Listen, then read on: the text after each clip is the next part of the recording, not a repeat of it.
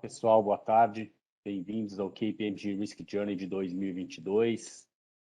Hoje, novamente, estamos aqui, eu, Diogo Dias, o sócio líder da KPMG, do Risk Advisory Solutions no Brasil e na América do Sul, e comigo, meu sócio Lúcio Anacleto, sócio líder de Financial Risk Management, nosso especialista na parte de risco no setor financeiro.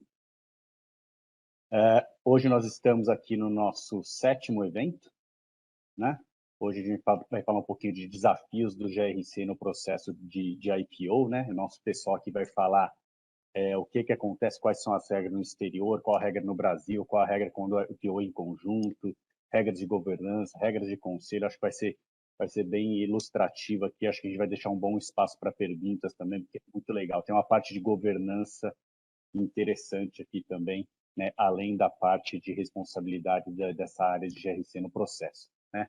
Lembrando o QR Code, pessoal, quem não se inscreveu ainda pode se inscrever nos demais eventos, né? A gente já teve no dia 31 o IFTO falando de gerenciamento de risco e governança corporativa, principalmente a parte de conselho, uma pesquisa do ACI.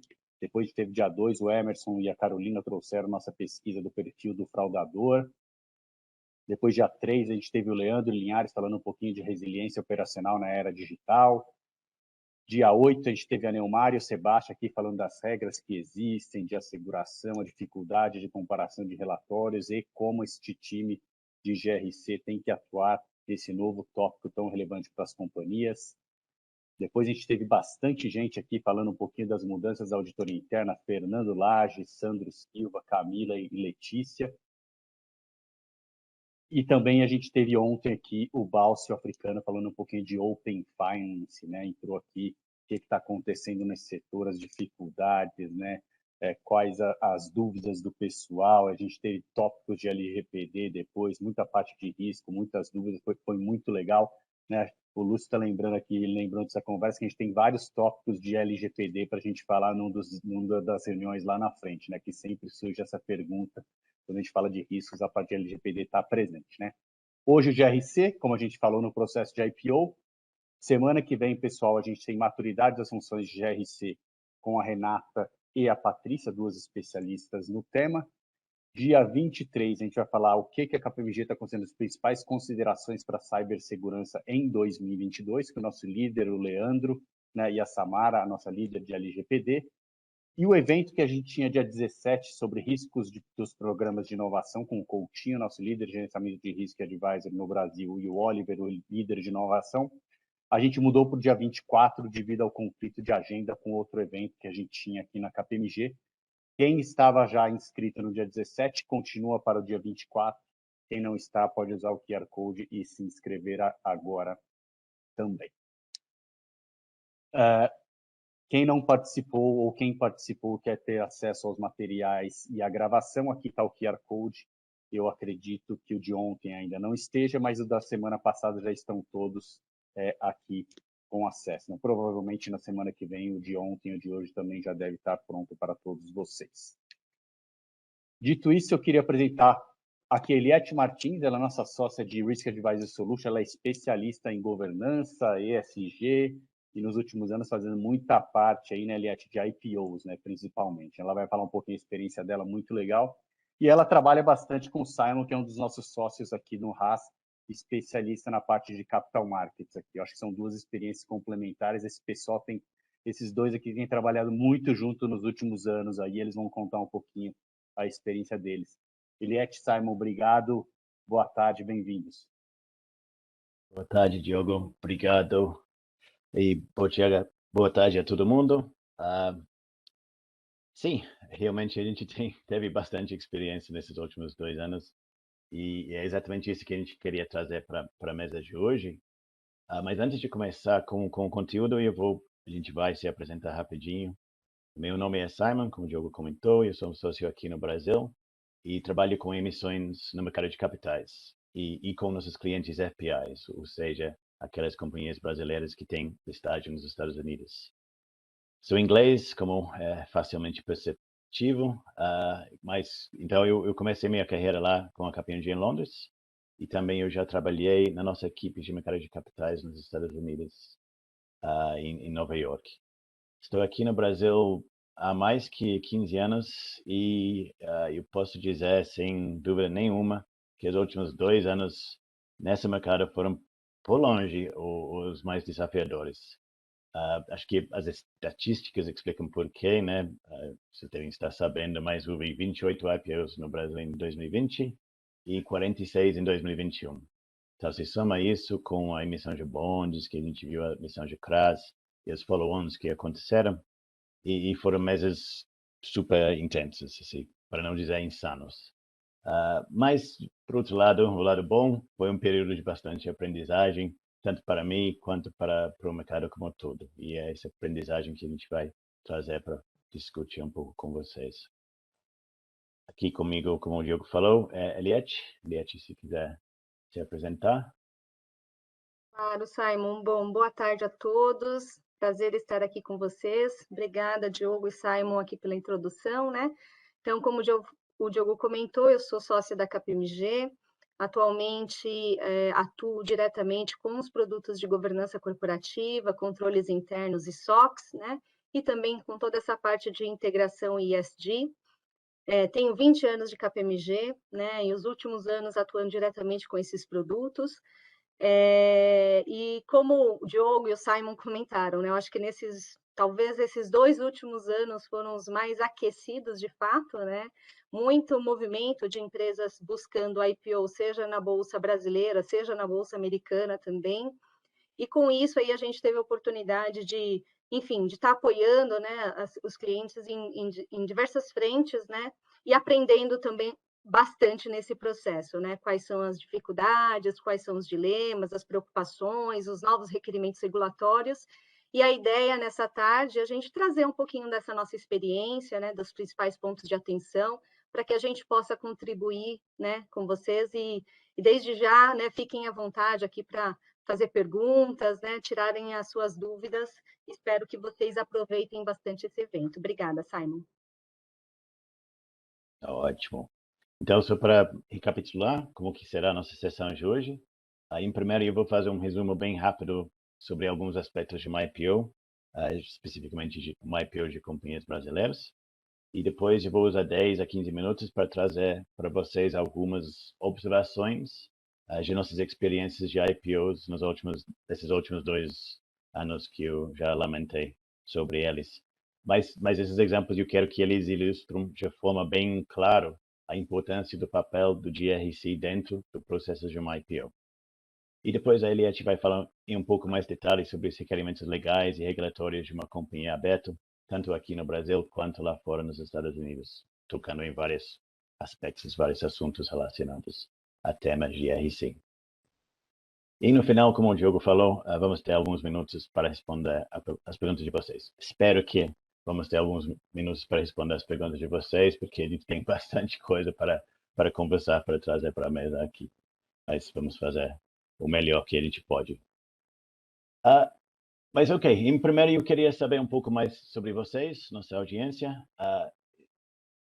Podemos abrir a primeira pergunta aqui para o pessoal?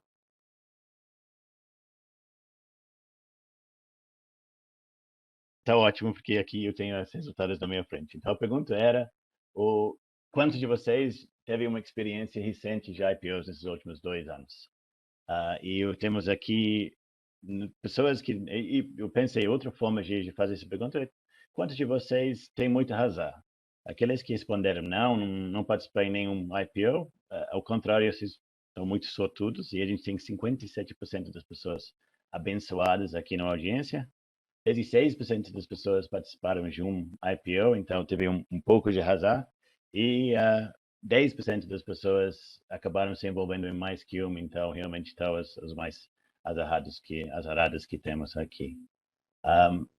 Então, sabendo que temos um pouco de novatos aqui, pessoas que não foram envolvidas em nenhum IPO, a gente vai começar aqui com esse slide que só para repassar rapidinho como que é feito ou como pode ser feito um IPO para uma companhia brasileira e como que os IPOs nesses últimos 2 anos foram feitos, principalmente. Tem algumas outras possibilidades além daquelas no slide aqui, mas essas são as principais e cobrem 95% da atividade que a gente viu ao longo desses últimos 2 anos. Então, aqui no slide, no lado esquerdo, tem o primeiro e o mais comum caminho para se tornar uma companhia listada aqui no Brasil.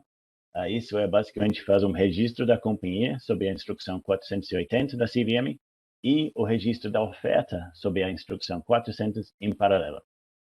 Das duas opções brasileiras que temos no lado esquerdo da tela, essa opção é o mais regulado e, portanto, é o menos flexível em termos de quando e como se pode lançar a oferta. Por outro lado, ele não tem nenhuma restrição em relação a quem você pode vender as ações, que é diferente ao segundo coluna na esquerda, que é o segundo caminho que é um pouco menos comum aqui no Brasil, mas que na verdade, é menos regulado, mas ele traz algumas limitações em termos de para quem se pode vender as ações. Então, esse segundo caminho, basicamente se registra a companhia em primeiro, e esse registro da companhia é o objeto de revisão da CVM, então pode levar um tempinho para fazer. Mas depois disso, as companhias seguindo esse caminho, eles podem lançar a oferta deles sem ter uma revisão formal da CVM. Então, o processo de lançamento da oferta em si fica muito mais ágil. Mas como eu comentei, ele tem essa restrição. Você só pode vender as ações no primeiro momento a investidores profissionais, então você não pode ir para o varejão. Esse segundo caminho, ele, pela norma 476, ele começa a ser utilizado lá no início de 2020. E a gente vai falar um pouco mais sobre esse caminho mais para frente, mas então eu só queria destacar aqui essa possibilidade. O terceiro coluna é aquela para aquelas companhias brasileiras que querem se listar nos Estados Unidos. Então, esse é o caminho mais comum para as companhias tech que vai lá na Nasdaq. Além da bolsa, obviamente as diferenças com o lado esquerdo das ofertas brasileiras é a bolsa final, você vai na Nasdaq ou NYSE lá nos Estados Unidos. Se tem a necessidade de montar um holdco lá fora, geralmente no Cayman Islands, mas pode ser em vários outros países. Mas a principal diferença é que o regulador de você vai ser o SEC e não a CVM aqui no Brasil. E o quarto coluna aqui, ele é bem menos comum, mas é a forma que o Nubank fez o último IPO de 2021 e o maior IPO de 2021, que é onde você vai fazer uma oferta de ações lá nos Estados Unidos e de BDRs aqui no Brasil. Então, você acaba tendo a grande responsabilidade de ter dois reguladores, tanto o SEC lá fora e o CVM aqui no Brasil. Ok, então, agora que relembramos algumas das possibilidades para efetuar um IPO, eu vou fazer uns 3 observações das minhas experiências recentes das IPOs desses tipos e explorar um pouco mais esse link que tem com o processo de fazer o IPO e as responsabilidades das equipes de GRC.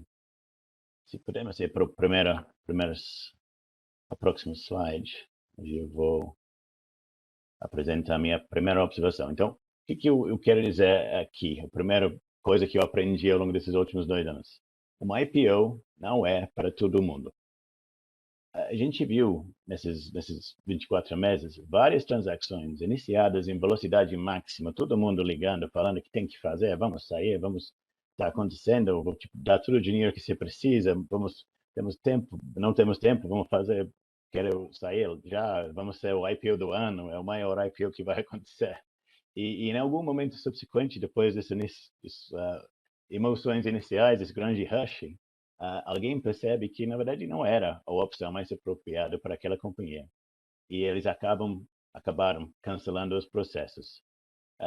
Exemplos disso, né? O dono que não estava pronto para abrir o capital, abrir mão de controle absoluto, não queria começar até que dividia as decisões dele com ninguém, ainda menos disponibilizar ao público informações mais nítidas sobre a companhia e suas transações.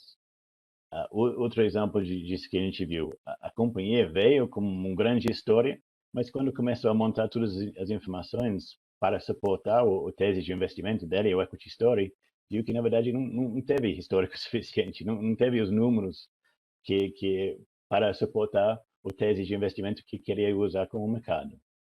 Então, esses são 2 exemplos do que a gente viu, mas acho que desses 46 que saíram no ano passado, eu não lembro o número que cancelaram o processo de registro, mas deve ter sido no mínimo 46 também, se não foram mais que acabaram cancelando que saiu fazendo o IPO. E teve um dos grandes motivadores desses cancelamentos era isso. É quando o IPO não está o caminho certo para aquela companhia. E o que é o problema com isso? O problema é que tem um grande custo, né? Um custo financeiro de começar o processo de um IPO, mas também um risco estratégico, porque você, naqueles momentos, aqueles 2 meses que você começa o processo de preparar, a administração não está focada no dia a dia da companhia, então se perde oportunidade no mercado, oportunidade de crescimento.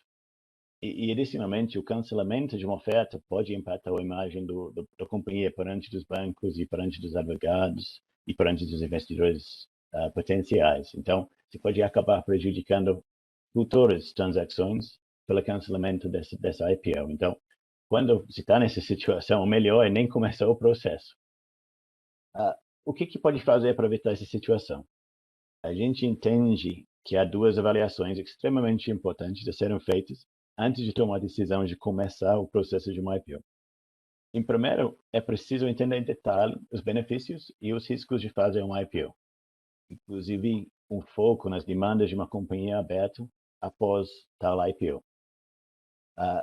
Vale destacar aqui que essas demandas e riscos são um pouco diferentes para uma IPO aqui no Brasil, quando comparado a uma IPO lá nos Estados Unidos. Então, pode ser que uma IPO no Brasil funciona para uma companhia e uma IPO nos Estados Unidos não funciona e vice-versa. Mas se precisa ter mapeado todos esses pros e cons, as vantagens e desvantagens de ir para esses mercados e o que são os riscos que você tem uma vez que você se torna uma companhia aberta nesses 2 ambientes.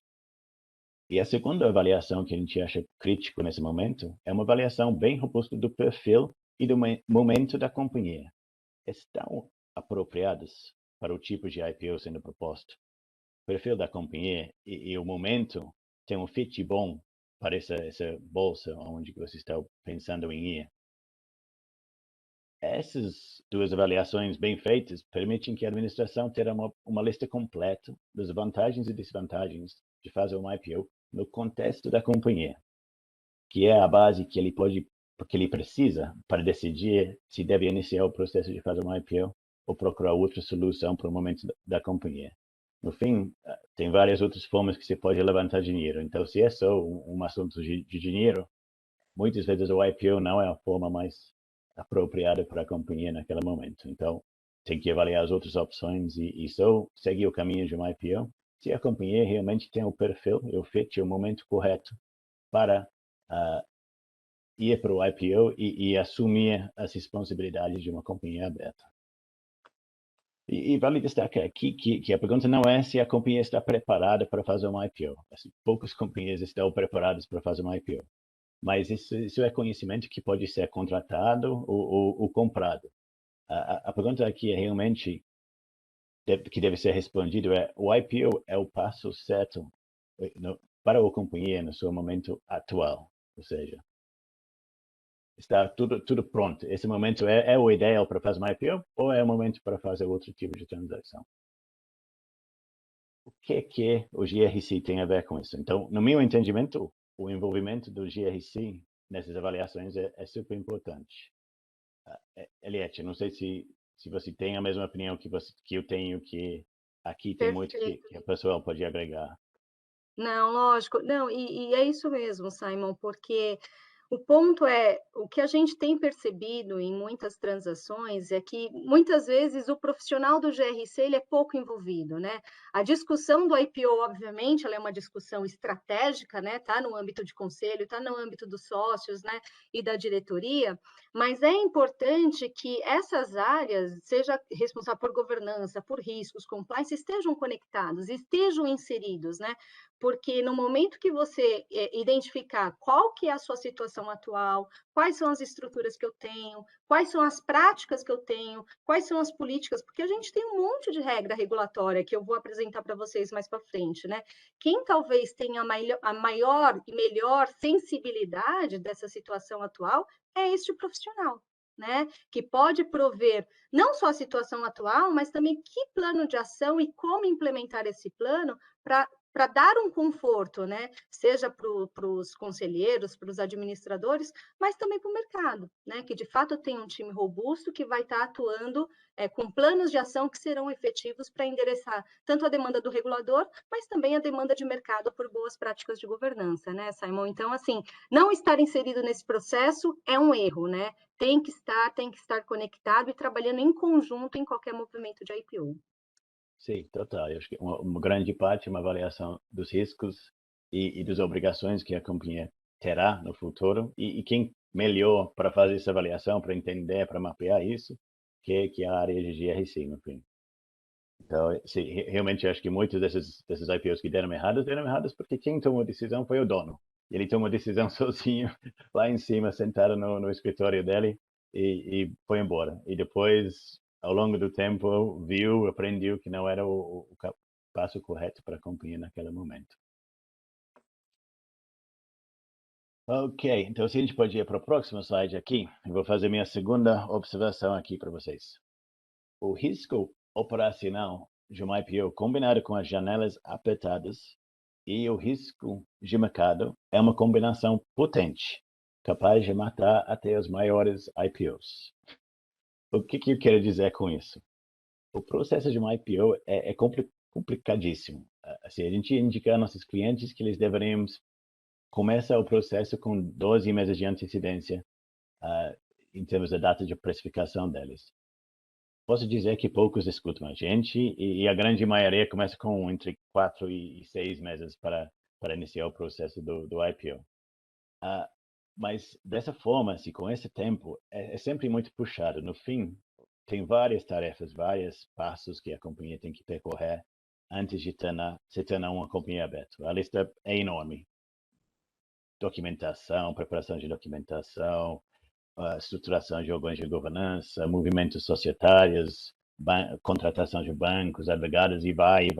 Coisa para caramba para fazer.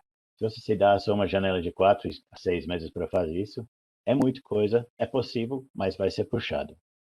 E o que a gente sabe, né? Um processo complicado e puxado, o que vai gerar? Vai gerar um grande risco operacional. Muitas coisas que podem dar errado ao longo do caminho. E se qualquer coisa der errado, desculpe, o que a gente precisa para consertar? Para consertar qualquer coisa que dá errado, você precisa de tempo. Mas tempo é o recurso mais escasso que tem quando a gente está falando do processo de uma IPO. Por quê? Porque dos dois outros fatores que eu mencionei. As famosas janelas e o risco de mercado, a volatilidade do mercado. Quando você trabalhar com uma IPO, você começa a ouvir a palavra janela por todo lado e não tem tempo para entrar no detalhe, mas a janela é para fazer uma oferta, é aquele tempo que você tem para fazer a sua precificação, para fechar a oferta e receber o dinheiro. E as janelas que existem no mercado brasileiro são uma consequência de uma combinação dos regulamentos da CVM e também nos Estados Unidos da SEC e as normas que orientam os auditores e sua carta de conforto que eles emitem como parte integral do processo do IPO. Sem entrar no detalhe, o fato é que num cenário bem comum, que é que a companhia fechada vai levar 2 meses para preparar seus DFs e ter os DFs auditados, que é bem realista, eu acho, a gente pode concordar. E sabendo que depois desses 2 meses, só depois daqueles 2 meses a companhia pode fazer seu arquivamento, e depois daqueles 2 meses tem mais 40 dias do período regulado, que a gente chama, que a CVM está olhando as coisas e você não pode fazer esse trabalho, esse processo em período mais curto. A janela de precificação que acaba sobrando depois dessas 2 fases, são de 35 dias. Então, o que se diz para mim, mas 35 dias parece até um tempo razoável para precificar. Só preciso ir lá, fecha os livros, escreve que o Joãozinho vai comprar 10 ações e o Rodrigo vai comprar 5, bota o preço lá e recebe o dinheiro. Mas se fosse tão fácil, seria ótimo. Mas o problema com esse período tão curto é que a volatilidade do mercado, né? A gente sabe que os ventos do mercado podem mudar abruptamente a qualquer momento. Então, eu coloquei aqui na tela alguns dos fatores que impactam o mercado, que pode levar a essas mudanças. mas são múltiplos, e em qualquer dia para o próximo, o que você estava achando que ia ser um mercado bom, agora é um mercado ruim. Então, não é a hora de sair. Faz com que não seja compatível o preço que o mercado quer pagar e o preço que o acionista quer receber. E acaba o IPO nessa. Então, a combinação desses três fatores, o processo complicado, os janelas limitadas e essa volatilidade do mercado, durante os últimos 2 anos, acabou com os sonhos de fazer um IPO de várias companhias. Eu acho que a gente viu isso de forma super clara com as construtoras e as incorporadoras lá no início de 2020. Não sei se vocês lembram, mas foram acho que mais que 15 dessas companhias nesse setor que começaram o processo de IPO. E as primeiras saíram no mercado razoavelmente tranquilamente, mas ao longo do ano o mercado foi deteriorando e várias cancelaram, e aquelas poucas que saíram mais tarde no ano saíram com desconto, ou seja, receberam menos que eles queriam receber, que é a meta de preço deles. Então, quem foi ágil, quem controlou bem o processo e conseguiu sair em primeiro, já com bastante tempo para, se for necessário, esperar e ver se o mercado melhorar, conseguiu sair e saiu com um preço bom. Aqueles que se enrolaram no processo acabaram cancelando ou precificando abaixo do desejado. E aí, de novo, e as companhias e principalmente as equipes de GRC, o que eles podem fazer em relação a esses dois riscos aqui, esse risco operacional e risco de mercado? Em relação ao risco operacional, acho que sendo uma IPO, né, uma oferta inicial de ações, por definição, é um processo que a companhia nunca fez antes. Então, não há um processo já montado, tudo bonitinho, cheio de controles internos dentro da companhia. O que a área de GRC pode conduzir e pode ajudar a fazer é uma avaliação do nível de preparação da companhia para fazer uma IPO e trabalhar com seus advisors, quem tem experiência de como que é esse processo, de como funciona, para mapear o processo que eles vão percorrer e identificar os possíveis riscos e desenhar controles para mitigá-los. Então, de novo, é trazer a inteligência e a experiência da área de GRC para dentro, para aquele processo de IPO, para ter certeza, para tratar ele como qualquer outro processo, né? Seja, é um processo único, é um processo que ocorre só uma vez, mas é um processo extremamente importante e sujeito aos altos riscos que eu acabei de explicar. Então, de novo, acho que aqui a área de GRC tem muita experiência, muita inteligência para trazer e que deve ser envolvida nesse processo de entendimento, de mapeamento do IPO. Em relação ao risco de mercado, realmente é uma das poucas coisas que não dá para controlar, mas a gente entende ainda que as equipes de GRC podem ajudar aqui.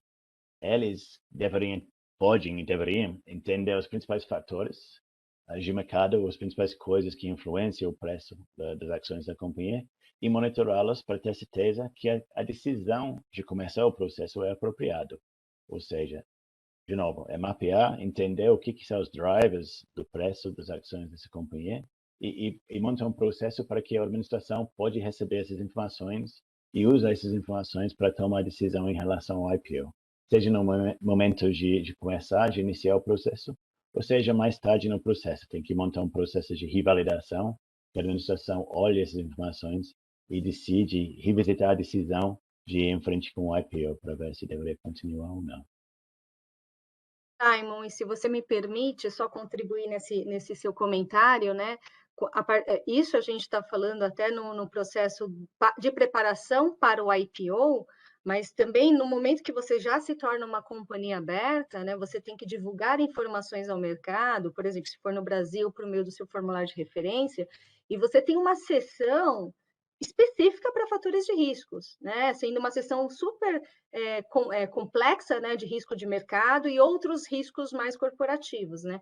Então, assim, quem tem talvez a expertise para fazer esse mapeamento, identificar e fazer esse alinhamento, inclusive com a área de RI, que está muito conectada na construção desses formulários, é o profissional de GRC, né? Então, será que os riscos que eu vou colocar de mercado, os riscos corporativos, se conectam com as minhas matrizes de riscos, eu sendo responsável pela parte de gestão de riscos, por exemplo? Então, assim, tem que estar inserido justamente isso, porque não só pela identificação, mas pela manutenção e garantir a integridade da informação que você vai passar a divulgar anualmente ao mercado. Sim, não, tem muito para contribuir nessa parte também. que essa lista original vem dos advogados, né, que conhecem um pouco do setor, mas não entendem a companhia. Depois, quem que realmente entende, quem que tem essas informações, são as equipes de GRC dentro da companhia. Então, aqui nessa última tela é o terceiro e última observação que eu quero fazer aqui, e isso é um que eu acho que todo mundo sabe, mas pessoas não gostam de admitir, mas mesmo com a melhor preparação no mundo, e temos aqui nossa cara de guarda-chuva e de boia, assim, para não ser inundada na chuva, mas mesmo com a melhor preparação no mundo, há um grande risco de aparecer alguma surpresa que pode impactar de forma significativa o processo. Então, como eu falei na tela anterior, o processo de um IPO é altamente complicado e envolve múltiplas partes interessadas. No lado direito aqui da tela, a gente listou alguns, mas também tem outros. E é claro que com tantas partes envolvidas, os interesses dessas partes não vão ser alinhados em todos os casos. Então, os bancos querem receber sua comissão, eles querem que o IPO saia. O CVM quer proteger o investidor, então ele quer só que IPOs de qualidade saiam. O acionista quer ter o melhor preço, então vai querer que saia se o preço é bom, não vai querer que saia se o preço é ruim. Então, tem vários, não vou dizer conflitos de interesses, mas interesses que não estão alinhados nesse processo. E com os regulamentos, com as leis, com todo o arcabouço enorme de requerimentos atrás de um IPO, há quase sempre alguma coisa que vai surgir, aparecer durante o processo e assustar todo mundo. E o caso que eu tenho mais em mente aqui veio do regulador. E como eu comentei no primeiro slide lá, esse caminho de fazer o IPO pela instrução 476, ele começou a ser explorado no início de 2020 e foi utilizado por 12 ou 13 companhias nos meses subsequentes. E, como eu falei, tem aquela limitação. O 476 ele é mais ágil, mas ele tem uma limitação de a quem se pode vender suas ações. Então, no primeiro momento, você só pode vender para investidores profissionais. Mas também a norma contém uma limitação aplicável à negociação subsequente. Então, por um período de 18 meses após a oferta, as ações não podem ser negociadas por investidores não qualificados. É só que ninguém estava atento a essa parte da norma. E as corretoras, nessas 12 ou 13 ofertas, estavam permitindo que qualquer investidor comprava e vendia essas ações, aumentando a liquidez do mercado para os primeiros compradores profissionais, né? E foi lá acho que o 1º de outubro que a CVM soltou uma comunicação para acabar com essa festa. E o propósito da comunicação foi só relembrar o mercado desse aspecto da norma. Mas na hora, os corretores pararam de permitir a negociação dos títulos por investidores não qualificados e criou uma grande confusão para aqueles que já tinham comprado e estavam com eles na carteira e não conseguiam vender porque o corretor barrou qualquer investidor não qualificado de comprar ou vender as ações. Mas com essa surpresa, para as companhias que estavam avaliando fazer um IPO por esse caminho de 476, acabou o IPO, né? Naquele momento não era para impossibilitou fazer mais o IPO via 476. Depois desse comunicado, a gente não viu mais nenhum IPO. Eu acho que vai levar um tempo para o mercado assimilar, entender o que quer dizer e precificar esse tipo de oferta no futuro. Mas veio assim, de surpresa, de nada, e acabou com um possível caminho relativamente popular, relativamente bem usado de fazer um IPO. E aí, surpresas desse tipo? Coisas praticamente impossíveis a prever. Há algum papel para as equipes de GRC nesse tipo de risco, nesse tipo de evento? Como se pode mitigar um risco que você não sabe nem o que é aquele risco que você está mitigando? Aqui, novamente, a gente tem o entendimento que, sim, tem um papel importante para as equipes de GRC aqui.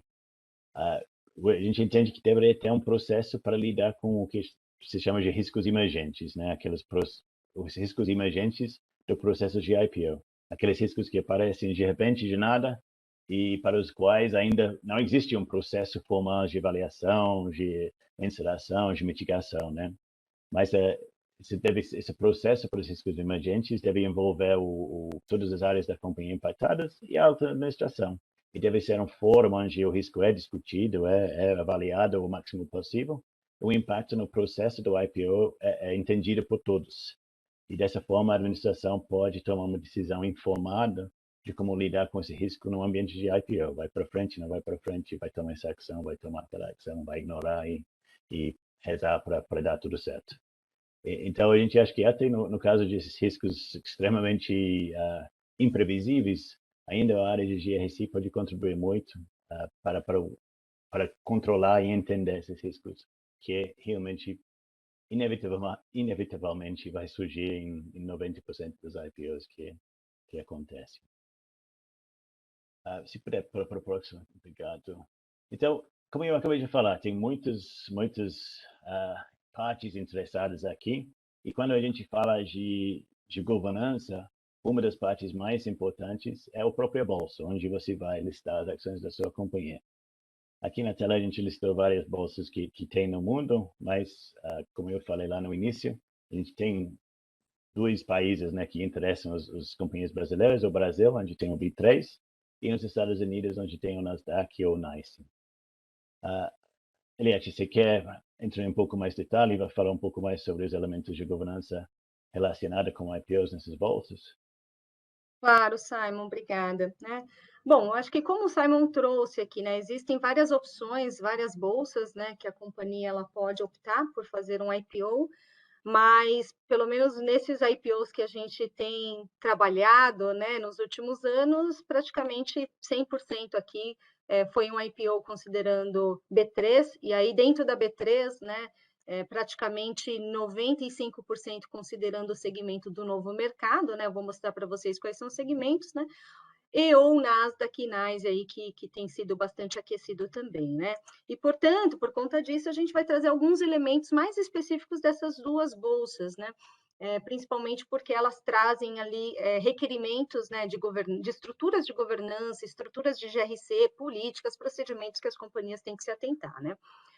Como eu coloquei, quando você pensa numa listagem na B3, né, existem o que eles chamam de segmentos de acesso, né, onde os requerimentos regulatórios talvez sejam num nível um pouco menor, né, do que os outros, e você tem os segmentos aqui diferenciados, né, da Bolsa. Sendo que hoje, né, o novo mercado, eu até coloquei aqui uma informação que ele foi recentemente reformulado, né, o regulamento, mas não é tão mais recente, né, isso foi válido a partir de 2/1 de 2018, é que as companhias que já estavam listadas nesse segmento, elas tinham um período ali de adaptação, né, até a AGO agora de 2022, mas o novo mercado, né, ele tem um regulamento muito alinhado, inclusive com práticas internacionais. Eu até arrisco dizer que em alguns temas específicos ele é muito mais, até mais rígido, tá? que em alguns aspectos de outras bolsas, né? E por isso, consequentemente, traz um nível de transparência, né, maior para o mercado, justamente porque sabe que empresa listada nesse segmento vai ter o mínimo ali de estruturas e práticas de governança a serem seguidas, né?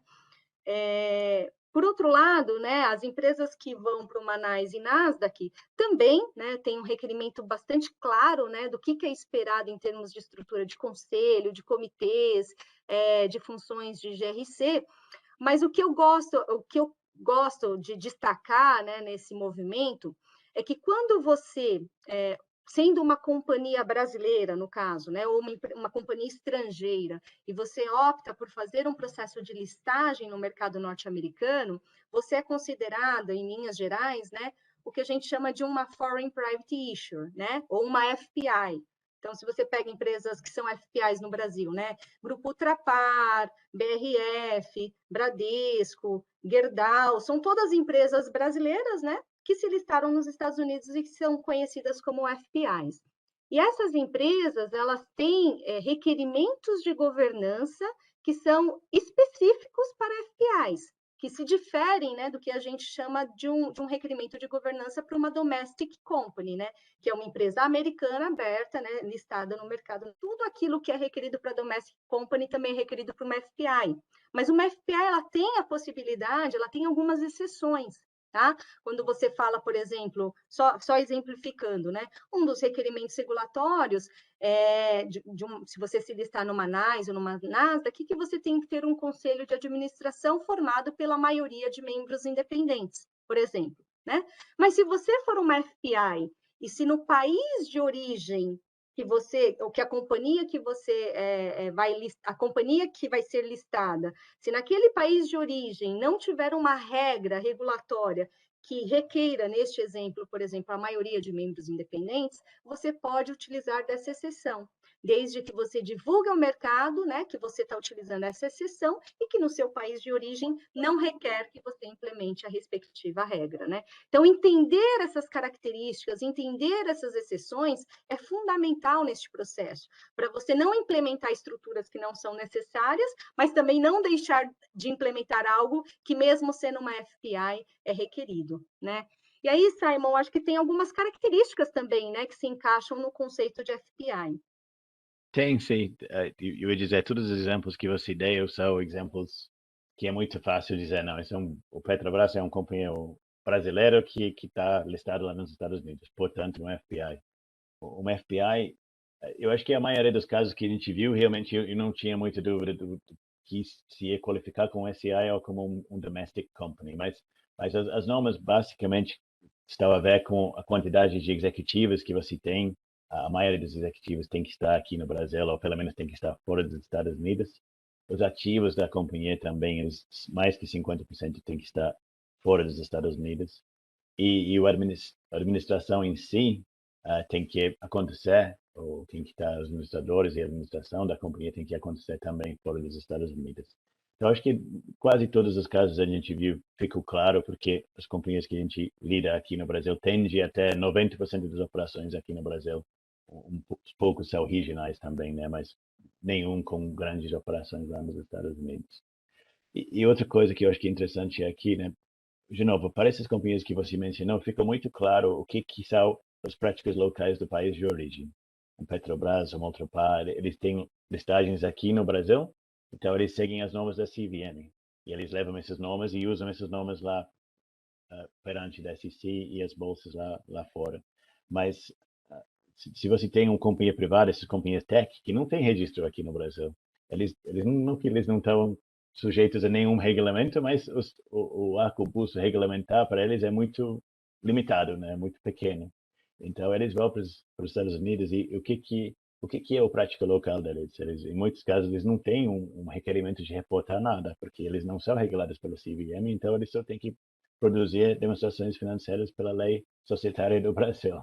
Então, tem uma questão de, tá bom, então eu sou um FBI, eu vou tentar usar essa exceção e seguir as práticas locais do país de origem, mas as práticas que se aplicam para mim são poucas, são muito limitadas, e a questão é, eu tenho que, então, seguir todos os requerimentos da CVM, trata como se eu fosse listada aqui, registrada com a CVM, e seguir todos os nomes e usar essa como base para fazer minhas divulgações perante a SEC. Eu acho que isso último é o que os advogados indicam para a companhia fazer, né? Indica, tá bom, é verdade que você não está sujeito ao regulamento da CVM, mas finge como se fosse e usa esses mesmos nomes para você fazer essas divulgações perante a SEC e as bolsas lá fora. E eu acho que aí é um ponto importante também, né? Como uma dica não, né? Você vai ter o seu legal counsel te assessorando, te apoiando nesse processo, né? Porque o que a gente tem visto também é uma tendência, pelo menos nos últimos IPOs, de muitas empresas onde a empresa que vai se listar, ela tem a sede, né? Em Cayman, por exemplo. Então, qual que é a legislação de Cayman? Porque neste caso também vai ter o aspecto do Home Country Practice, que seria Cayman, né? Então, acho que entender esses aspectos, ter o apoio também do seu legal counsel é importante, de novo, para que você entenda exatamente qual que vai ser o seu requerimento, né? E não adotar nem práticas que eventualmente não são necessárias, embora você pode optar por adotá-las por serem boas práticas de governança, tá? Mas pelo menos estarem compliant aqui com as regras regulatórias, né? E aí, diante disso, né, o que a gente pensa? Aqui eu trouxe alguns exemplos, né, porque aqui não é uma lista exaustiva, mas de quando eu estou fazendo esse movimento, ou pretendo fazer um movimento de um IPO, né, quais são os principais regulamentos, né, quais são os principais códigos e diretrizes que, no mínimo, eu deveria se atentar para poder pensar nas minhas estruturas e práticas a serem adotadas, né? Então, se você estiver pensando em se listar no mercado brasileiro, por exemplo, né, num novo mercado, no nível 1, no nível 2, O mínimo que você tem que conhecer, primeiro, é a própria lei das SAs, né? Então, é a lei que regula as companhias, né, as sociedades anônimas, e aqui, se você for uma companhia aberta, você tem uma série de regras relacionadas à assembleia, direito de acionistas, conselho de administração. Então, bom, continuando, né, a lei das SAs, ela é a base aqui para a gente realmente considerar aqui nesse movimento, né? Além disso, tem as próprias regras da CVM. Então, a CVM, ela emite, principalmente quando a gente pensa nas questões relacionadas à divulgação ao mercado, né? Então, você tem instrução 480, por exemplo, que dita toda a regra do que é requerido como disclosure da minha companhia. Então, a partir do momento que eu me torno uma companhia aberta, eu tenho um documento que eu tenho que emitir anualmente, que é o formulário de referência, que tem uma série de exigências de disclosure. E, portanto, eu preciso conhecer até mesmo para fazer uma reflexão se eu tenho informações e tenho sistemas e processos que vão respaldar essas minhas divulgações, né? Você tem as regras da B3, e aí aqui eu cito que o novo mercado hoje é o que tem, de fato, de mais completo, né? E eu preciso seguir. Bom, eu vou então tentar ser rápida aqui. O próprio Código Brasileiro de Governança Corporativa, tá bom? É também um código que vocês precisam se atentar, porque ele veio pelo formato do pratique ou explique, né? Ou seja, são diretrizes que devem ser seguidas, né, pelas companhias abertas, mas aquelas que não seguem, você precisa anualmente, por meio de uma instrução da CVM que chama 586, divulgar para o mercado por que você não segue essas diretrizes, tá? Então, eu pensar no IPO sem pensar no Código Brasileiro de Governança Corporativa é um grande erro, tá? Eu não posso desconsiderá-lo. Principalmente, né, Simon, que a gente tem visto aqui, até em algumas interações, né, até com a própria CVM, obviamente, sem citar casos, né, da própria CVM questionando empresas num processo de IPO, porque determinada regra, determinada política também não está aderente aqui ao próprio Código Brasileiro de Governança, tá bom? Além disso, as outras regras que são aplicáveis não só a companhias abertas, mas você, como uma companhia aberta, vai ter uma sensibilidade, uma exigência muito maior aqui com relação, seja a critérios de corrupção, a própria Lei Geral de Proteção de Dados, questões de cybersecurity que têm que ser observadas, né? No âmbito no mercado norte-americano, você também tem outras regras que devem ser consideradas, né? Então, como eu citei, se você pretende se listar numa Nasdaq ou numa NYSE, o primeiro é entender o requerimento de governança dessas bolsas, né? É claro, se você entrar, tudo bem, às vezes a gente tem que fazer uma pesquisa, mas tem claramente o que é esperado em termos de estruturas, né, que devem ser seguidas, né, e o mínimo que você tem que seguir sendo uma FPI. Além disso, você tem a SEC, que é o órgão que regula, né, as empresas listadas no mercado norte-americano e que, por sua vez, também emite diretrizes, né, relacionadas a questões não só de disclosure, mas questões de governança, de ambiente de controles internos, né? E aí eu já faço a conexão com a própria lei Sarbanes-Oxley, que é a que traz toda a regra, a responsabilidade nas companhias listadas no mercado norte-americano para ter um ambiente de controles internos que seja efetivo, né, de acordo com a lei e também com o framework internacional de controles internos, para dar uma segurança para o mercado que você tem esse ambiente para trazer credibilidade, né, transparência, precisão, completude nas informações que você vai divulgar ao mercado por meio dos seus formulários e demonstrações financeiras, né? A lei Sarbanes-Oxley, ela é um marco muito importante no movimento de IPO, tá? Principalmente no mercado norte-americano, e aí o GRC está 100% conectado, porque vocês serão os responsáveis, né, por identificar, compreender a lei e traçar um plano de ação aqui para a implementação da lei, né? O COSO, que é um framework que 99%, se não 100% das companhias utilizam para respaldar o seu ambiente de controles internos, né? Além disso, você tem outras questões, né? Então, você tem a lei, o FCPA, que é a lei anticorrupção norte-americana, e, consequentemente, você tendo operação nos Estados Unidos, você tem que estar em compliance com a regra também. Então, neste movimento, eu preciso entender se as minhas diretrizes e práticas, né, estão aderentes, né? E não menos importante, o PCUB, que embora muitos possam me perguntar, mas o PCUB é o órgão que regula o auditor, né? O que eu, como companhia, tenho a ver com isso, né? Pois bem, né, o PCUB, por ser o órgão que audita, regula, né, o auditor, ele também, consequentemente, emite, né, pareceres, né, comentários acerca dos trabalhos feitos pelos auditores. Consequentemente, eu diria que 80% dos comentários do PCUB estão relacionados às auditorias do ambiente de controles internos. Então, a partir do momento que o PCUB emite um comentário sobre a auditoria feita pelo seu auditor independente, né, e tem comentários de controles internos, o auditor vai se questionar se estes controles, esses processos, esses riscos existem, né, na companhia onde ele audita. Então, consequentemente, né, vira isso daqui vem à tona, né, esse questionamento para a companhia e, consequentemente, a companhia também tem que estar atento a esses novos apontamentos aqui do PCUB para já antecipar e implementar essas diretrizes, né? Então, aqui, pessoal, vocês podem observar... Eliette, Oi? desculpe, antes de ir para o próximo, só 2 comentários adicionais aqui no slide que você acabou de apresentar. Eu lembrei agora de mais um que você falou lá, o CVM, no seu processo de revisão, estava questionando também as companhias sobre o Código Brasileiro de Governança Corporativa.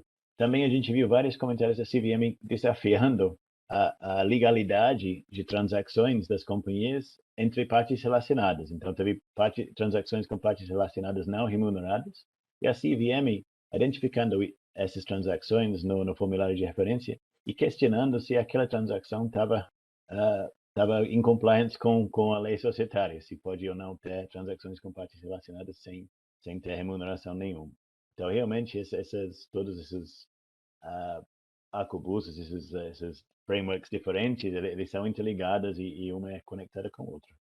E o segundo comentário era exatamente esse entendimento que a gente estava falando lá no início, né? Quando você vai fazer uma avaliação do que são as obrigações e os riscos de ser uma companhia aberta, é esse conjunto tudo que você tem que levar em conta, né? A gente está dizendo que essas são as principais leis, os principais regulamentos e são essas que precisam ser entendidas, resumidas e avaliadas quando você está decidindo se é o caminho correto para a sua companhia. Perfeito, Simon. É isso mesmo, né? Por isso que a gente coloca, não é uma lista exaustiva, mas no mínimo, se você tiver o conhecimento dessas regras, dessas diretrizes, né, já vai ser um belo de um caminho andado. Eu diria que 90%, né, do seu processo de IPO, o entendimento, o seu to-do, né, o seu programa, ele vai ser bem estabelecido, né? E principalmente porque essas regras, pessoal, eles em resumo, né, elas cobrem principalmente aqui esses 7 pilares, né, que eu coloco nessa apresentação, né? Então, como eu pontuei, ela traz diretrizes de estrutura de governança, então, seja relacionada à composição e independência do seu conselho de administração, né? A regra é clara. Então, se você pega o Novo Mercado, por exemplo, ele fala, olha, você pode ter a composição do seu conselho, o formato que for, mas, no mínimo, tem que ser 2 ou 20% independentes. Né? Então, essa é a regra do Novo Mercado. Você vai para uma bolsa fora, já é diferente, que é o que eu citei, né? A NYSE e Nasdaq fala, a maioria dos membros deve ser independentes, porém, se você for uma FPI, você pode utilizar, eventualmente, a sua Home Country Practice. Ou seja, se no país de origem não tiver esse requerimento, você pode utilizar a prática, né, que você entender aqui como adequada. Embora, quando a gente fala em questões de independência do conselho, o mercado tem cobrado muito que as companhias tragam membros independentes, né? A gente vê uma evolução nesse percentual justamente para você trazer um pouquinho mais de, não de credibilidade, né? Mas trazer uma imparcialidade, né? Uma independência, de fato, no processo de tomada de decisão, né? Então, você fala desde conselho, comitê de auditoria, né? Então, o comitê de auditoria é um órgão requerido, né? Foi uma mudança feita pelo regulamento do Novo Mercado, então as companhias listadas devem adotar um comitê de auditoria, né? Com o seu financial expert, ou seja, uma pessoa que tem o conhecimento comprovado aqui nas questões de finanças, questões societárias, né, e regulatórias. E este é o mesmo comitê também que é requerido quando a gente vai para o mercado norte-americano. Porque, por mais que você tenha exceções como FPI, a única exceção você não tem é a instalação de um comitê de auditoria. Justamente porque vai ser o órgão que vai fazer toda a supervisão da qualidade, da adequação dos seus financials e também de outros aspectos, principalmente voltados às questões de GRC também, tá? Além disso, você tem outros aspectos, né, que devem ser considerados. Então, você tem que ter a função de auditoria interna, isso é um requerimento do novo mercado, é um requerimento da NYSE também, né? A Nasdaq, ela não pede que você tenha auditoria interna, mas aí, por isso que você tem que entender aquele arcabouço regulatório que eu apresentei. Por quê? Por mais que o requerimento da Nasdaq não peça, você tem um COSO que traz isso como uma diretriz, né, de 3 linhas de defesa. Você tem que ter uma auditoria interna para trazer independência nos seus testes, né? A terceira linha atuando na supervisão do seu ambiente de controles. Então, entender as características desse conjunto de regras é importante justamente para você ter as estruturas adequadas, né? Quando você pensa no âmbito de controles internos, compliance, sistemas e processos, esse também é um pilar extremamente importante, né? Como eu citei, se o movimento for no mercado norte-americano, você tem a lei Sarbanes-Oxley, né? Você tem um tempo para adequação, mas o fato é que você tem que ter um processo interno estabelecido, avaliado, né, e testado anualmente, depois do waiver que você tem, né, as companhias elas têm um processo de um tempo aí de maturidade, a gente vai discutir mais para frente, mas você tem que ter esse processo estabelecido. Então, você mapear quais são seus riscos, quais são os seus controles, é importante nesse movimento. Mas, Eliette, eu não estou indo para a Bolsa Norte-Americana, eu estou no Brasil, eu estou indo no novo mercado. Eu preciso também me preocupar com as questões de controles internos, né? O quanto que a CVM, o mercado brasileiro, me cobra, né? E aí eu volto, a CVM no novo mercado, aliás, o novo mercado, ele fala que a companhia ela tem que ter estabelecida a função de compliance, controles internos e riscos, tá? Isso é exigência, então você tem que ter. E, além disso, você no formulário de referência, você também, como companhia listada aqui no Brasil, faz uma declaração como companhia, como diretor, sobre a qualidade do seu ambiente de controles internos, e se o seu auditor externo tiver uma deficiência significativa reportada na carta de controles internos, você também tem que divulgar ao mercado, incluindo o seu plano de ação. Então, não tem como eu falar que eu não tenho a obrigatoriedade de ter esse processo robusto, porque eu tenho que ter até para respaldar as informações que eu vou divulgar no formulário de referência também, tá? O importante falar, quando a gente pensa, seja no mercado brasileiro, seja no mercado norte-americano, né, a gente vê grandes tendências de deficiências materiais e significativas no ambiente de controles internos sendo reportados pelas companhias, tá? Seja no âmbito de GITC, no âmbito de pessoas, né, processos, políticas e etc., tá? E aí outros pilares que são importantes, né? Então, RH, ter uma estrutura adequada, pessoas com a qualificação adequada, com a expertise adequada, seu programa de remuneração, né?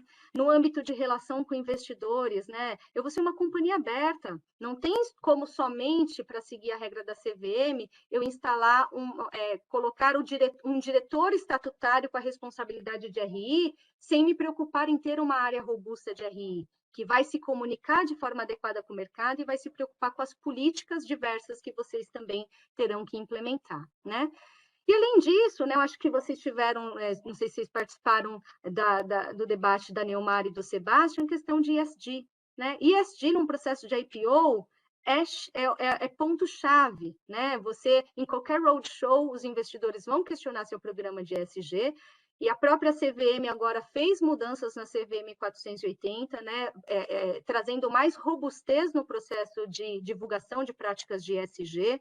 Você tem uma Nasdaq discutindo a questão de diversidade do seu conselho, né, trazendo elementos que você tem que ter pelo menos 2 membros que atendam às questões de diversidade. Tudo isso é ESG, então a gente tem que estar atento a isso, né? Além do último pilar, que não é menos importante, tão crítico como os demais, que é o próprio processo de financial reporting, né, Simon? Eu acho que o financial reporting, como eu comentei quando eu estava falando das janelas, né? O janela realmente ele não pode começar até depois da preparação e a auditoria das demonstrações financeiras. Então, quantos dias você precisa para fazer isso é crítico para você aumentar a janela de oportunidade que você tem para fazer sua precificação.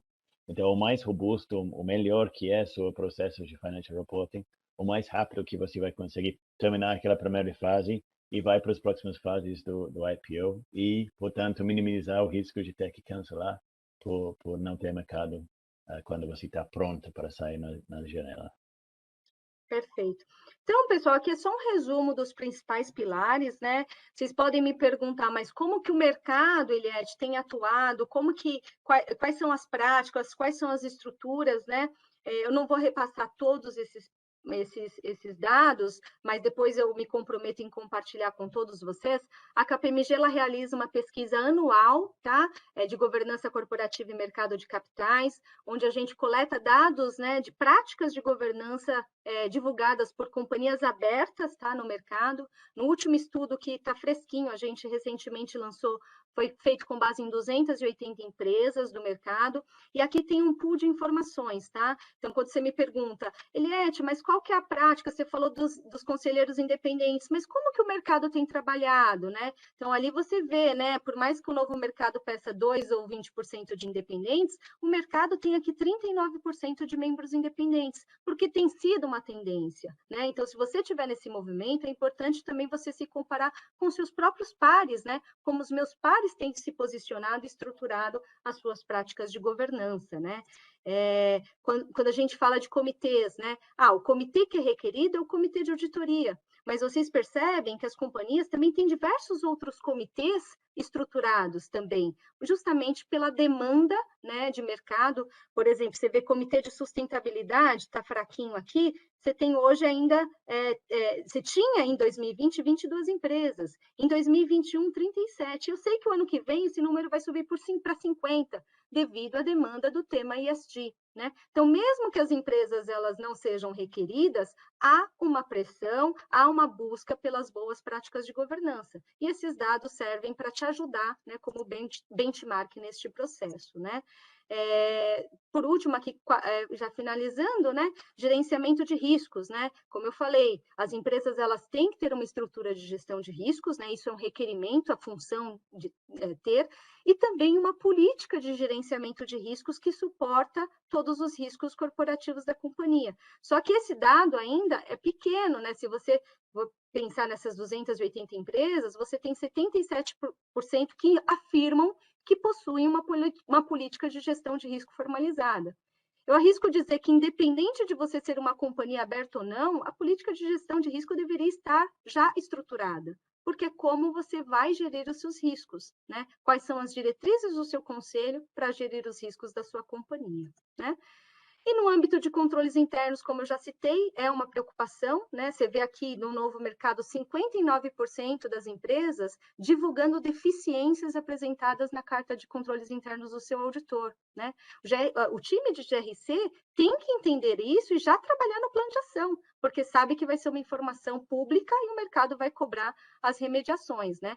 No mercado norte-americano, também dos IPOs recentes feitos nos Estados Unidos, você tem ali empresas divulgando material weakness relacionadas à falta de recursos com expertise, falta de controles desenhados, né? Falta de política, segregação de funções, gestão de acessos, são todas tendências de material weakness que são divulgadas e os bancos têm cobrado planos de ação efetivos para a remediação dessas material weaknesses, tá? Então, pessoal, acho que é basicamente isso que eu queria mostrar para vocês, né? Realmente alguns dados, alguns temas, né? E, de novo, o profissional de GRC tem que estar 100% conectado, entendendo esses novos requerimentos, para apoiar o time estratégico, né, no processo de IPO, a entender quais são os seus riscos e as demandas que vocês têm neste processo, tá bom? Muito bom. Parabéns, Eliette, parabéns, Simon. Extremamente didáticos aí na apresentação. Ao nosso público aqui, eu convido todos para participarem pelo chat, enviarem suas perguntas. Simon, vou começar aqui para aquecer, né? Fazendo uma pergunta para você aqui, com a ajuda da Eliette. Você usou os casos de negócio, use cases, né, no início e foi bem interessantes, né? Só que você foi nas surpresas, Simon, que são as surpresas ruins, né? E foi bem citado, né? Fora da CVM 476, né? Que todo mundo, vários estão cancelando os processos por conta de prazo, né?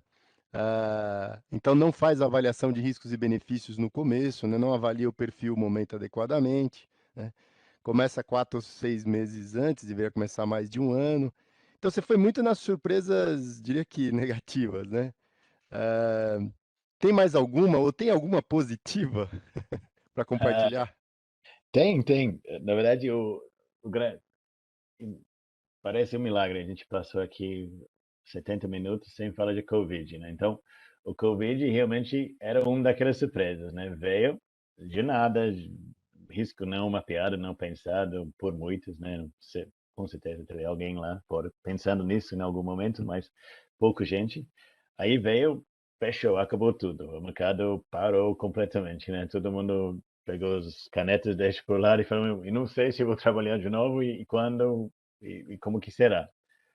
Mas pro lado positivo foi a recuperação, porque eu estava realmente quase nas Bahamas lá, ah, alugando um barco por 6 meses para voltar depois de um tempão, quando o mercado reabriu.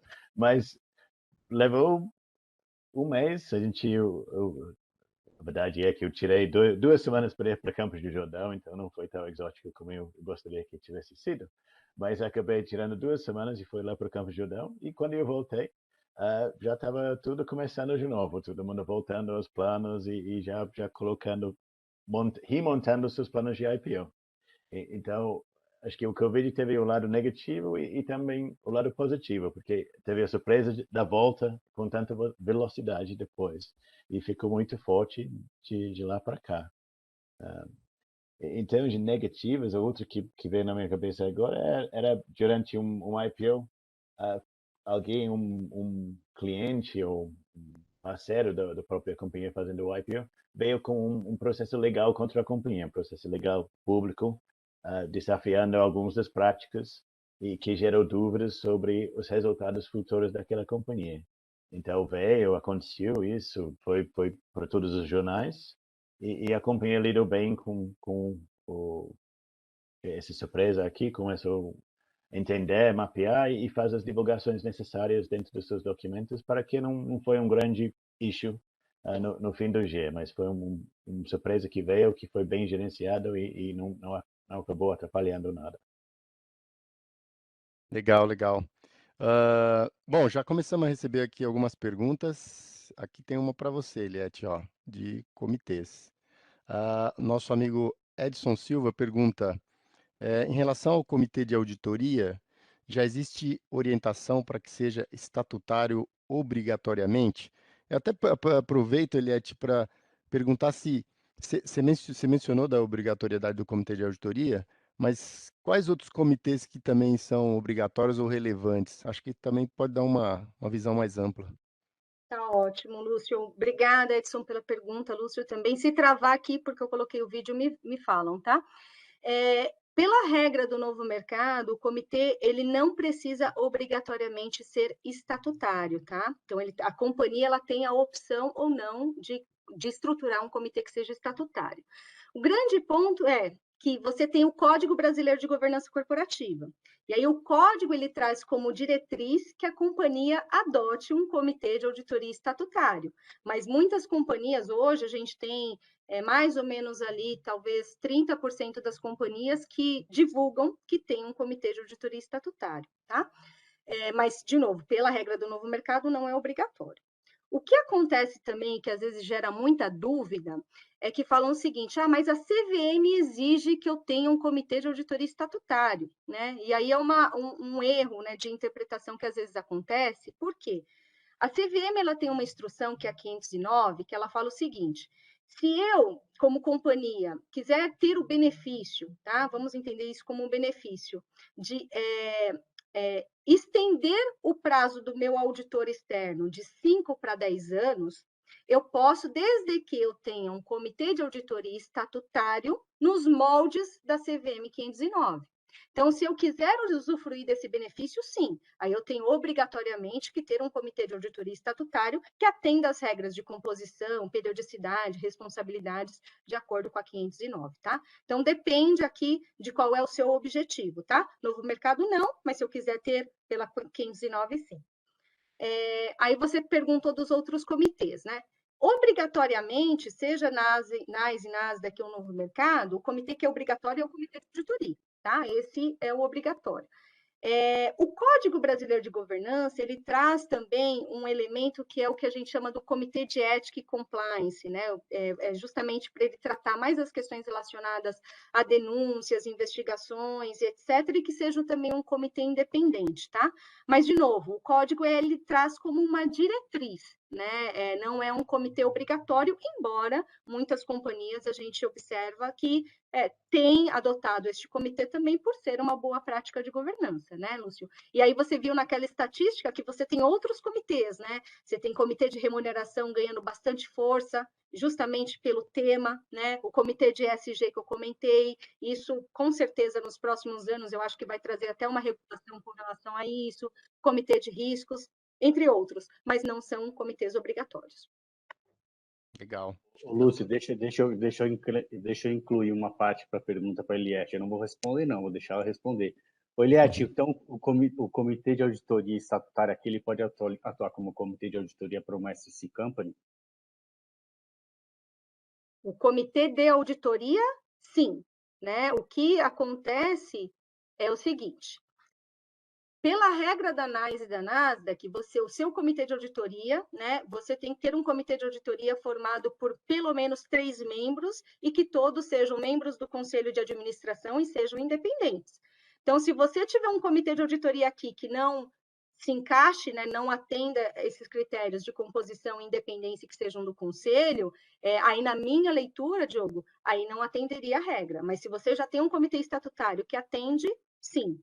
O que acontece também, que a gente viu no passado, né, hoje diria que menos, né, é que algumas companhias tinham a figura do conselho fiscal, né, e aí, por conta de entenderem que o conselho fiscal atua de forma similar do comitê de auditoria, pediram, né, entrar em contato com a SEC e falou, mas para que eu preciso ter um comitê de auditoria, sendo que eu já tenho um conselho fiscal, né? E aí teve uma série de discussões e a interpretação ali da SEC se você está falando que você tem um órgão que atende efetivamente o que a SEC pede, então ok, mas divulgue isso por meio do seu formulário 20F, que você tem um conselho fiscal que faz papel do comitê de auditoria, que na minha interpretação, eu entendo que são papéis totalmente distintos, tá? Não, só para complementar, e o Simon está aí, também sabe mais do que a gente desse assunto, né? O Conselho Fiscal está escrito lá e a SEC aceitou, né? Se ela aceitou, está aceito, né? O Comitê de Auditoria Estatutária surgiu depois e as regras de independência são outras, né? O fiscal ainda, você tem algumas discussões, principalmente nos bancos, né? Quando você olha a composição dos comitês de auditoria dos bancos, a questão de independência, pode ter alguma diferença de regras, né? Mas o de comitê de auditoria estatutária, você tem ali normalmente já uma discussão, né? De independência maior, né? Então, eu faz um tempinho que eu não estou vendo esse comitê de auditoria estatutária atuar como comitê de auditoria na SECs, não, né? Eu estou vendo mais o conselho fiscal, ainda está meio a meio, tem o comitê de auditoria normal, né? Acho que é isso que eu estou vendo. Se o Simon quiser complementar, você também. Perfeito, eu acho que é isso mesmo, Diogo. Assim, de novo, eu vi algumas companhias grandes que tinham o conselho fiscal, que eles chamam de turbinado, mas aí muitas delas também eram listadas no novo mercado e aí se movimentaram para ter o comitê de auditoria, e esse comitê de auditoria passou também a ser o comitê de auditoria perante a SEC, tá? Não mais o conselho fiscal. É a mesma coisa, assim, eu lembro de ter visto essa confusão. Eu acho que as companhias mais antigas que estão lá por mais tempo ainda têm um pouco não vou dizer conflito, mas tem um pouco de áreas cinzentas. E as mais novas que estão indo lá agora estão indo com um comitê já estruturado conforme as expectativas da SEC. E o ponto é, você pode usar ele como, né? Então, você vai ter que incluir as atividades, vamos falar do exemplo do Conselho Fiscal, né? O Conselho Fiscal tem atividades, e tem, que ele não é responsável, mas o Comitê de Auditoria ele vai ter que fazer. E aí que entra o conflito das atividades de um Comitê de Auditoria e um Conselho Fiscal, né? O Conselho Fiscal fiscaliza, o Comitê de Auditoria é um braço do Conselho de Administração. Exatamente. No entanto, foi autorizado e ele tem que fazer algumas atividades a mais ali que não faziam muito sentido para um Conselho Fiscal. Então, ele tem normalmente 2 agendas, né, Eliette? Agenda como Conselho Fiscal e como Comitê de Auditoria. Exatamente esse ponto. Por isso que eu particularmente não concordo muito, porque os papéis são distintos, de fiscalização e o outro de braço da administração, né? Ô, Eliette, eu estava fazendo algumas anotações aqui, principalmente daquele slide onde você mostrou requerimentos, acho que ficou bem didático lá. Dado que a gente está tendo um volume significativo de empresas brasileiras fazendo abertura de capital no mercado de US, você colocou lá os requerimentos para as FPIs e você mencionou da utilização das regras locais da CVM, né, que são aceitas por US, falou de regras de divulgação e você passou por algumas delas. E você falou en passant do waiver da SOX, mas para todos aqueles requerimentos listados lá, seja da Bolsa Americana, seja da SEC, FCPA, existe algum prazo para que as FPIs se adequem a essas regras ou cada um, como é que funciona? Perfeito, Lúcio. Existem algumas regras específicas de governança, né, de estruturas que você tem alguns prazos para você estar 100% em compliance, né, em compliant com a regra. Por exemplo, tá? Quando você fala de comitê de auditoria, que a gente estava citando, né? Tem que ter 3 membros que sejam do conselho independente. Só que a regra ela fala o seguinte: no momento de listagem, você tem que ter pelo menos um independente.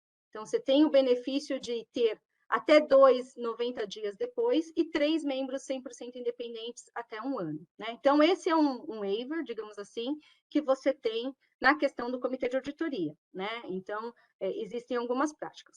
Quando a gente vai para uma outra temática que tem muito questionamento, é a questão da SOX, né? Que é onde dá bastante trabalho para as companhias, né? Fala, poxa, mas eu estou entrando agora, eu já tenho que certificar, já no primeiro ano, já era aquele monte de dúvida, mas meu auditor, ele tem um prazo maior, etc. e tal, né? E aí aqui existem algumas categorias, né, que a companhia ela pode se enquadrar quando você faz uma listagem, aí, Simon, você fica à vontade para contribuir, né? Mas basicamente você pode ser considerado que a gente chama de um AGC, né, que é um Emerging Growth Company, se você for uma companhia com receita anual bruta menor que 1,07 bi de dólar, por exemplo. Uma característica, tá? Você pode ser ali uma AGC. E como AGC, você tem uma extensão do prazo, né, de certificação da seção 404, que é uma seção da SOX, na categoria, na seção 404B, que é a seção de certificação da SOX feita pelo seu auditor externo, que se você for uma companhia classificada como AGC, o seu auditor tem até 5 anos ou até você perder o status de AGC, tá?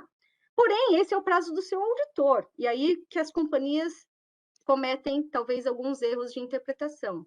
Por quê? Eu, como companhia, eu também tenho que fazer a minha certificação da qualidade, da efetividade do meu ambiente de controles internos, que é a seção 404A da SOX. E eu, como companhia, a regra da SEC fala o seguinte, que eu, até a emissão do meu segundo 20F, eu tenho que fazer a certificação da 404A, que é a certificação da administração. Então, em linhas gerais, assim, de forma resumida, pode-se entender que se eu faço um processo de IPO hoje, em fevereiro, né, o meu primeiro 20F vai ser lá em abril de 23, referente ao ano de 22, né? Nesse primeiro 20F eu tenho waiver, eu não preciso fazer a 404 completa. Porém, quando chegar lá em abril de 24, referente a 31 de dezembro de 23, que vai ser o meu segundo 20F, eu tenho que fazer a minha certificação da 404. Então, o waiver que a SEC te dá são desses 2 anos para administração, que é diferente do waiver, se você for um AGC, que você tem para o seu auditor externo. Então, assim, existem waivers, mas você tem que entender em que categoria, quem tem o waiver, e eu, como administração, em linhas gerais, no segundo ano, eu já tenho que estar com um ambiente bastante completo, tá? O benefício para a companhia dessa waiver é não ter o custo do auditor para emitir aquele segundo relatório de controles internos, né? Mas o custo de montar a área, de preparar, de ter estruturado uma área de controles internos para fazer esses testes, ele vai ter no segundo 20F, bem como você comentou. E isso não se importa se é Emerging Growth Company ou não. Lúcio, eu posso aproveitar aqui uma pergunta? Claro. A gente tem regras de SEC, a gente tem alguma coisa, formulário de referência que vamos ser honestos, Eliette, o pessoal divulga lá, mas não tem regras claras, não tem que ser divulgado ou não, né? Por isso que a gente usa muito o parâmetro da SEC PCOB, né? Mas, Simon, esse monte de IPO aí que você fez nos últimos tempos aí, que diferença faz uma empresa que tem uma área de estrutura de auditoria interna e controle interno quando você vai fazer o IPO? Ou é tudo igual, cara? O cara que está fazendo IPO lá é a primeira vez, é tudo igual. Não precisa puxar sardinha, não, cara. Se você não viu, fala, normalmente não tem. Quando tem, se ajuda ou não ajuda, se não é envolvido. E aí? Na grande maioria, na verdade, essa área está sendo montada em paralelo com o processo todo. Então, teve poucos que chegaram quando a gente foi chamado para o processo, né, que já tinha isso já montado, bem montado e estruturado. O fato é isso. A maioria estava no processo de montagem estrutural e a gente provavelmente eles estão agora sentindo os benefícios, né, de ter montado e começado a operar essas áreas depois do IPO. Os poucos que eu vi que chegaram lá já com uma coisa mais robusta mesmo, eu diria que o processo foi um pouquinho mais simples. Ajuda um pouco, acho que porque como eu falei, eles trazem uma experiência e uma forma de uma visão muito importante de qualquer processo complicado. E o IPO é nada mais que um processo complicado. Então, se você tem essas cabeças que já têm essa experiência, que já têm essa forma de olhar para um processo, entender um processo e ver como deveria ser gerenciado, mesmo que é um processo que eles não conhecem, ajuda, facilita.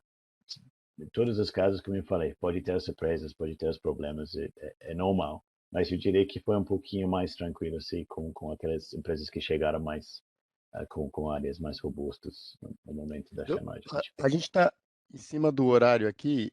Eu só tenho uma curiosidade, o Simon, uma pergunta bem fácil para você. Você mencionou lá no começo, né, dos riscos, cancelamentos, e você sugeriu duas coisas, né?